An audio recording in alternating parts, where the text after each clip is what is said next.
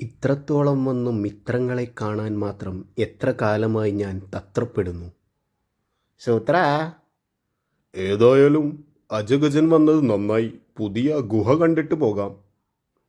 ഞങ്ങളുടെ പുതിയ ഗുഹയാ. ഇന്ന് താമസം തുടങ്ങുകയാ. പാലവും പുതിയതാ. ആഹാ, കേറിക്കൂടാൻ വേറിട്ട ഗുഹ, കീറിയ പാറ പോലെ. എന്നാ പിന്നെ കേറിയാലോ? ശരിയാ, അല്ലെങ്കിൽ താമസിച്ച് തുടങ്ങാൻ താമസിക്കും. കള്ളനെപ്പോലെ ഉള്ളിലേക്ക് തുള്ളിത്തുള്ളി എഴുന്നള്ളുകയാണോ? പിന്നെ വള്ളിമുറിച്ച് ഉള്ളിൽ കയറുന്ന പുള്ളികളാണ് നാട്ടിലുള്ളത്. വള്ളി മുറിക്കാനോ? അതെന്തിനാ?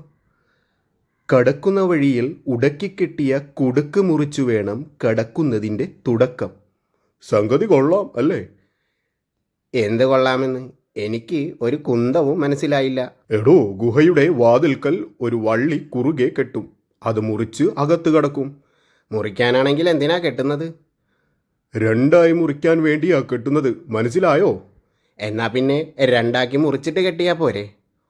വണ്ണം കട്ട, തന്നോടൊന്നും മിണ്ടിയിട്ട് കാര്യമില്ല. മണ്ടത്തരക്കാരെ കണ്ടെത്തിയാൽ മിണ്ടാത്തതാണ് പണ്ടത്തെ പതിവ്. നമുക്ക് ചടങ്ങിലേക്ക് കടക്കാം.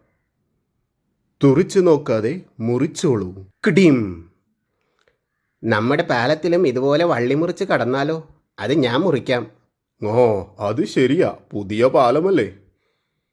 ngേ, ആദ്യം വള്ളി കെട്ടണ്ടേ? എന്തിനാ വേറെ വള്ളി? ദാ ഇതും വള്ളിയല്ലേ? മണ്ടോ, അത് പാലം കെട്ടിയ വള്ളിയാ. കിടീം. തൻ്റെ ഒരു വള്ളി മുറിക്കൽ. വഴക്ക് വേണ്ട. ഒഴുക്കുള്ളത് കൊണ്ട് മഴയ്ക്ക് മുമ്പേ കിഴക്കേ കരയിൽ കയറാം.